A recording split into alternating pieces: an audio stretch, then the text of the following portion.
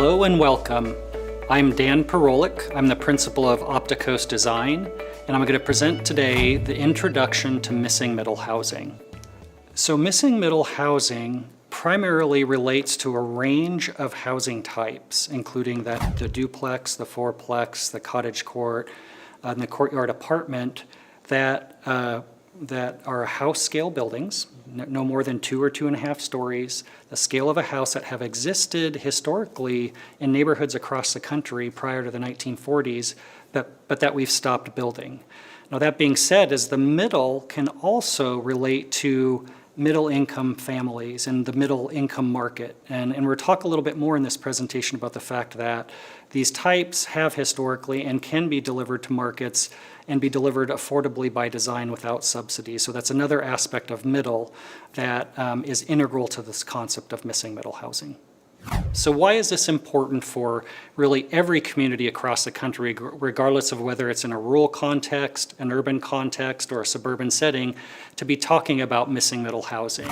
There's this tremendous mismatch between what the market is looking for and what we've been providing over the course of the last 20 to 30, even 40 years. So, there's this growing demand for walkability and livability. And so first of all, up to 60% of the market that people out there looking to buy a home or even rent a place are looking for a walkable community. And this is really about every 5 years, these sorts of reports are updated, and we're seeing a real spike in this sort of demand for this walkable living. Second of all, the two biggest market segments, it's the millennials and the baby boomers, are really looking for this type of walkable living. 56% of millennials want to live in a walkable urban environment, and 46% of baby boomers want to live in a walkable urban environment. And so growing demand, and what the studies have shown is there's actually a really small supply of this type of living, and this is one of the reasons that housing prices, in particular in these walkable areas, have continued to grow and get really out of reach for a lot of people in those two market segments as well as other buyers in the market. In addition, in terms of that walkability and that livability, even the office tenants, there's a 4-to-1 margin of office tenants that are looking to be in a walkable urban environment. And we're even seeing a big shift all across the country of businesses moving from a more suburban office location into a downtown or even to a small downtown. And that is also an attraction for employee retention and actually drawing employees to work for their community. So the second reason that this is a really important conversation for communities across the country to be having is a dramatic shift in household demographics that have happened over the course of the last 20 to 30 years, but we're really seeing the influence of this more specifically sort of post-recession since 2008, 2010. And so just some general statistics that every time I present this, I've presented this a lot of different times, these numbers are pretty shocking to me, and this is just information from the US Census, that 30% of households in any community across the country are single-person households. And so I ask the question whenever I'm working or speaking in a community is, do you think that 30% of the houses that have been built or provided within your community are specifically designed or built to meet the needs of that particular sort of segment of 30% of your households that are made up of one person? The answer to that question is really no. No community has really kept up with this shift.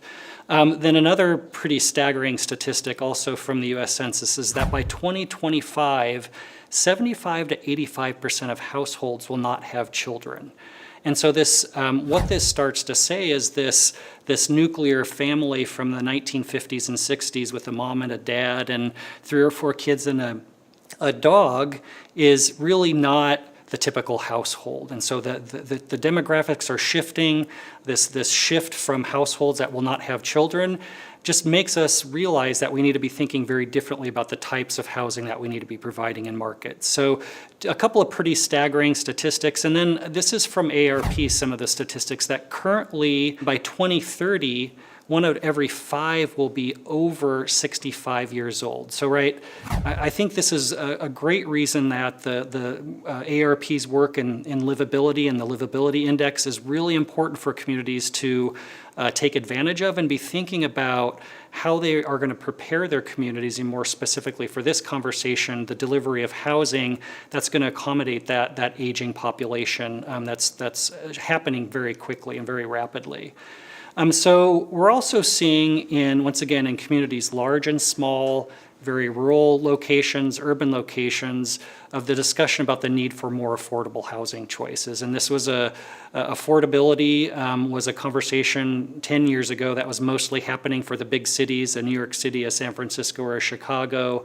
But now this is a conversation that's really happening everywhere in terms of impact of increased construction costs, materials costs, labor costs, entitlement costs, have really gotten to the point where even the smallest of rural communities are struggling with delivering affordable household choices.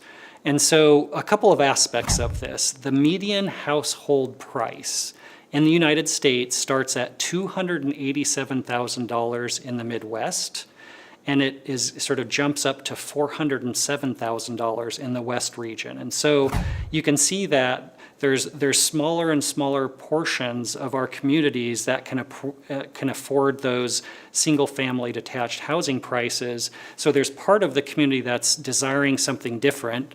There's parts that actually might desire that single-family home but can't afford it. So this is where missing middle housing sort of ties into the housing conversation. From a rental perspective, there's currently 15 million people that pay almost 50% of their household income toward housing.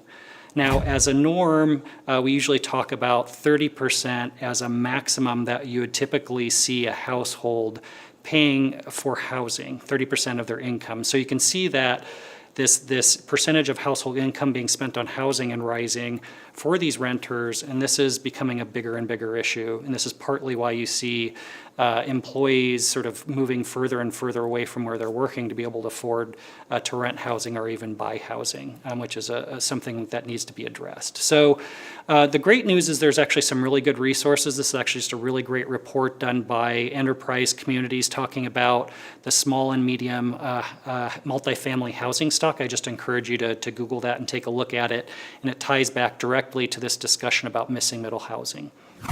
Lastly, we've really, across the country, have set up systems that are not delivering a broad range of housing choices that sort of are stuck in this classification system of single-family detached and multifamily. And this relates to planning, this relates to financing, this relates to development and construction.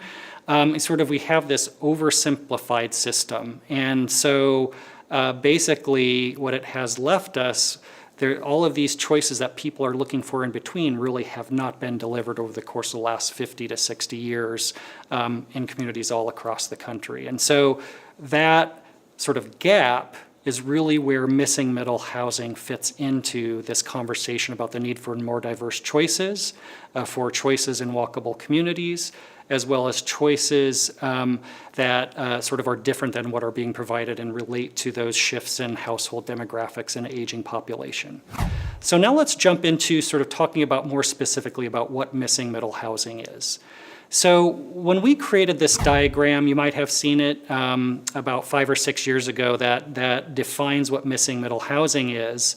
On your left-hand side, in the white, are single-family detached houses. And as I've mentioned already in my presentation, we've set up all of our planning systems, our financing systems, our development systems to deliver those in really mass quantities. And so we've delivered those in great numbers. We figured that out. On the opposite side of this diagram are the 4, 5, 6-story apartments or condo buildings that really over the course of the last 10 to 12 years, most cities have figured out how to enable with zoning changes. The development communities have figured out how to make these economically viable, and they're being delivered in a lot of communities. So what the missing middle is all of these housing types in between those two choices. It's a duplex, it's a cottage court, it's a courtyard apartment building, it's the fourplex, that exist in pretty much every neighborhood built prior to the 1940s, but we've really stopped delivering them, so that's why we call them missing.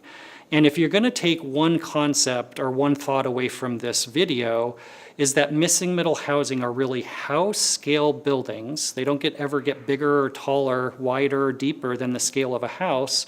They just happen to have multiple units inside of that. So that's a really important concept here. So this is just an example. And this isn't a project that we're working on outside of Omaha, Nebraska. It's a building that looks and feels and acts like a large single-family home. Really, the model for it was an early 20th century mansion apartment. But if you look more closely at this, it's actually a building that has integrated 7 different apartments or condos into that project. So it looks, feels, acts like a house, just happens to have multiple units integrated into it, and those units would be within walking distance of the types of amenities people are looking for. So a quick overview of these types that I had in the diagram. Side-by-side duplex. So this is a pretty basic building. It has one unit on one side of the building, sort of pushed together with a second unit on that second side. And in the bottom corner of this slide, there's some densities for those of you who are planners or urban designers or developers that might want to think about the densities of these types. But more than anything, I like to present these from a visual standpoint as an alternative to what people think about when they think about multifamily housing. So this side-by-side duplex is a great starting point at the lower end of the spectrum of missing middle housing. Here's the stacked duplex.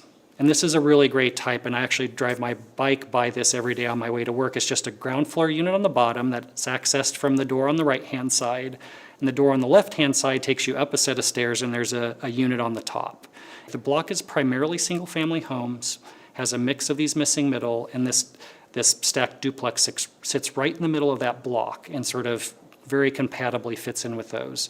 And so when we go on walking tours, which we often do when we're discussing missing middle housing, this is one of the types that we often stop and talk about what it is about this type that makes it compatible with this neighborhood. And even if there's multiple units within it, why can't it sit next to a single family detached house and feel like it's a broader part of that same community and it really fits in? And so we're going to be talking about some of those characteristics a little bit later. Then there's the cottage court or the bungalow court. And this is a really fantastic type. It occurs quite often in communities on the West Coast, but we have found it in communities all across the country, even in Omaha, Nebraska, and different variations. But what this is it's a series of small, often detached, but sometimes they're attached cottages oriented around a shared community space or a courtyard space. It's a really great a type that provides a strong sense of community, and people really love living in these types and that sense of community that it provides. One of my other favorites is the fourplex. Once again, a really, really basic building type. We've just stopped building this. It's just simply 2 units on the ground floor, a door in the middle that takes you up a set of stairs that takes you to the 2 units on the top. I consider this the Rosetta Stone of missing middle. If you can figure out how to enable these in your community and get your development community to build these, I think you'll go a long way in providing housing choices in your community. So once again, house scale building never gets wider, never gets taller, never gets deeper than a house. Has 4 units in it, and it generates a density of sort of 30 to 35 units per acre, if that's something you're thinking about and keeping track of. This is actually a new small multiplex in a project called East Beach in Norfolk, Virginia. It's actually 4 units in 2 on the ground floor, 2 up above. Sits on a street of newly constructed $1 million plus homes, but it's providing that choice of a buyer who wants to live in a single-story unit, a slightly smaller unit in a fourplex environment like this that creates that sense of community. And there's townhouses. This is sort of one of the more basic of the missing middle types. I think this is pretty straightforward. I did show this one in a slightly more contemporary or less traditional style because I do want to make the point that a lot of the examples that I'm showing are actually very traditional in character and sort of historic examples. Part of that's because this is missing. We call it missing for a reason. There's not a lot of really good examples. But the concept of missing middle housing really should be style neutral. If the community's okay and the market is interested in something a little bit more contemporary stylistic, missing middle housing can absolutely enable those choices as well. Then the last of the types is the courtyard apartment. It's very similar to that cottage court, that bungalow court, but it's actually one continuous building, often an L shape, or in like this instance, it's actually a C shape. But there's a series of units oriented around that shared courtyard space. So once again, a great community. Actually, when we were on a missing middle walking tour, this is in Midtown Sacramento, we met one of the women who lived in this, and she just raved about, even though it was a 550 square foot unit, she loved it. Couldn't imagine herself living anywhere else. It was close to transit, it was close to restaurants, it was close to other amenities that just she really liked being a part of within her neighborhood. So some other examples across the country, right? Big cities have missing middle. This is some examples from Denver. What I'd say is, regardless whether you're in a big city, a small community, one of the best things to do is to go out, photograph and discuss these examples. And this is just a range of types. Sort of mid-sized communities like San Luis Obispo just have a wealth, California have a wealth of these types, ranging from that side-by-side duplex that I showed earlier, bungalow courts, courtyard apartments, right, all over the country. Now jumping to the southeast, Atlanta, Georgia, I was there in the last couple of years giving missing middle housing presentation, and we went out and explored these early sort of pre-1940s neighborhoods, saw a wealth of these types in a variety of architecture styles. And in a place like New Orleans, one of the first neighborhoods, series of neighborhoods built in the country, including the French Quarter and the Gas Lamp District, have a great range of these types. Very similar to the examples we see in other parts of the country, but what's great is each of these cities, the missing middle types adapt based on the local climate as well as the local culture. So there's adaptation happening as you're exploring missing middle in your community. So the last part of my presentation today in terms of introduction is I wanted to just give you an overview of the basic characteristics or the important characteristics of missing middle housing and the shared characteristics of all of these types. And the first one, which I did reinforce throughout this presentation, I'm going to continue to say this, is these types perform the best and they're more desirable when they are actually in a walkable context, whether it be a new community that's walkable or a sort of an infill in a historic neighborhood. And so this can be something as simple as a corner store or coffee shop that provides that type of walkability, that sort of social center for a neighborhood, or it could be a complete neighborhood main street. Very, very, very simple. So it often takes public sector investment to encourage this type of revitalization of a neighborhood main street that will encourage more and more people to want to live in these neighborhoods, in particular the missing middle in those adjacent neighborhoods. And what's great about this is, as I mentioned earlier, is that millennials want this, baby boomers want this, and all the market segments as well. And so one of my colleagues said it best is that what millennials want, that the baby boomers want also, but they actually need that walkability, that sort of lack of dependence on the automobile. So it's a growing interest across the country. And I just wanted to tie this back because there's been a lot of really great work done by AARP on their livability index that relates back to all of these different aspects of walkability that I just wanted to encourage you to take a look at as you're thinking about missing middle housing and just walkability and livability generally. And so cities are making these neighborhood main streets, or what we might call a node in planning terms, a priority for cities' investment. So it's this planting the seeds for the revitalization of those neighborhoods. Second characteristics is a lower perceived density. So, right, when we use this term density that I'm actually encouraging all of you to sort of shift away from using that term. And when you use the term density, like this is the type of housing that most community members will think about. Big buildings, out-of-scale buildings, unattractive buildings. So it comes, that term just in and of itself comes with a lot of baggage.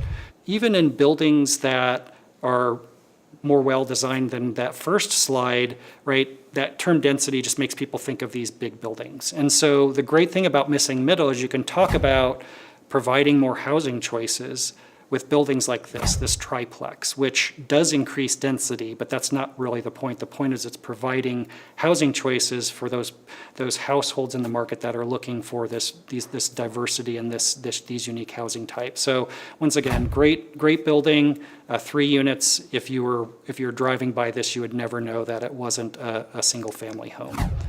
Third characteristics are smaller, well-designed units. And,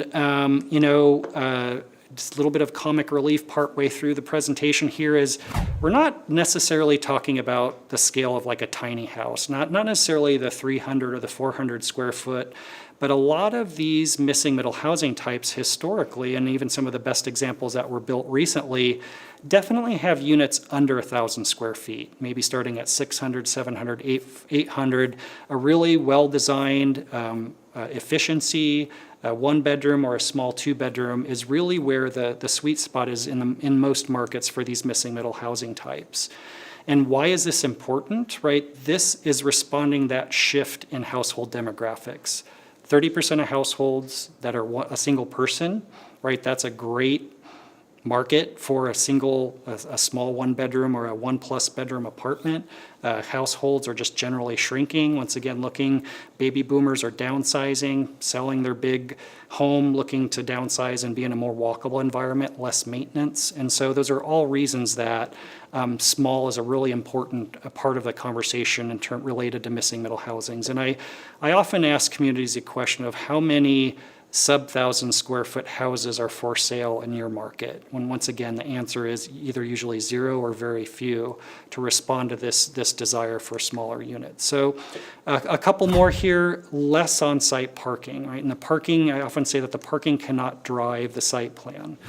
And I just will have to say that I know in almost every community across the country, parking is a really hot bed topic. It really gets a lot of community members up in arms. I'll just say that I feel very strongly that our communities have done a better job of delivering spaces for cars than they have delivering living spaces for people. So the reality is we need to tackle these tough conversations. We need to talk about the fact that a lot more people are choosing to live without a car. A lot of people are looking and taking advantage of other mobility options, whether it be Lyft or Uber or car share that can reduce the demand for parking, as well as more and more people, as I mentioned earlier, just looking for that walkable lifestyle where they might have a car and they might have to use it a few times a week, but they're not relying on it for every trip. I just wanted to include this slide because it often people don't get the point, is like you'll notice that none of the examples that I showed you had big garage doors on the front of them. A lot of them had parking. It's usually tucked back behind the building and often accessed from an alley, but this gets back to that point of walkability and livability. And this ties back directly to the cost of the units. We've done some really great work with Fregonese and Associates of their Envision Tomorrow software that has shown the impact of increasing the required parking by 1 space per unit. Simply going from 1 space per unit up to 2 increases the rental price up to $500 a month in certain markets, and means that a person needs to have a salary of $15,000 more a year to afford to live in that house if you're requiring that second car on site. So just some really interesting ways to be thinking about and discussing the need for less restrictive parking requirements in your city's regulations. Another important characteristic of missing middle housing is that it can provide affordability or attainability by design. It's really interesting that you often see, sort of in terms of approaches to affordability, on one side of this barbell, as you see subsidized housing. And on the opposite side of this barbell, you see just simply the approach of wanting to deliver larger quantities of housing and often larger buildings. But I think what we're proposing in terms of missing middle housing and the role it can play within the discussion about affordability is that this is a really great alternative for communities because there's a large percentage of different market segments looking for these types of housing, and it can be delivered at a scale that is really quite acceptable for most communities at house scale building as opposed to these larger buildings that are part of the other two strategies. This is just one example. It's a project where we were actually able to work with the developer Holmes Homes in the Salt Lake City region to deliver an affordable missing middle housing types that we call the Muse homes. This is actually, Holmes was able to sell this particular housing type for about $35,000 less than they were actually able to sell their conventional townhouse. So it delivered that level of attainability and affordability simply by design, a more efficient type, more compact type in that particular market. And we're seeing similar results across the country. The last characteristic is that the missing middle types deliver a really strong sense of community. And we're finding more and more that buyers and renters across the country are looking for that strong sense of community in the places that they're living. And so one of the ways that missing middle types can achieve this is a lot of these types are designed and laid out in a way that are oriented around a shared green or a community space, whether it be the cottage court or a courtyard housing type. And more we're finding that in projects like this and projects like that have been delivered by the Cottage Company in the Seattle region is that the types of buyers and renters, a lot of times they're those single person households and often even single women that are buying into these communities because of that strong sense of community, but also because of that sense of security that comes from knowing people very closely that in that environment that you live in. And so, so whether it be the building type or the layout itself or that broader neighborhood, that sense of community is an aspect that Missing Middle delivers that is a really important part of what a lot of different markets are looking for. Whether you're just a general community member, sort of getting engaged in the conversation about housing in your community, whether you're a planner, an architect, a city council member, or maybe even a mayor who are sort of making some difficult decisions about how to integrate more affordable and a diverse range of choices into your community, the more you can understand missing middle housing, the better you can integrate it as one of the tools in your toolbox and becoming an important part of the conversation about how to make your communities more age-friendly. So if you want to find out more about missing middle housing, I just encourage you to visit the Missing Middle Housing website at www.missingmiddlehousing.com.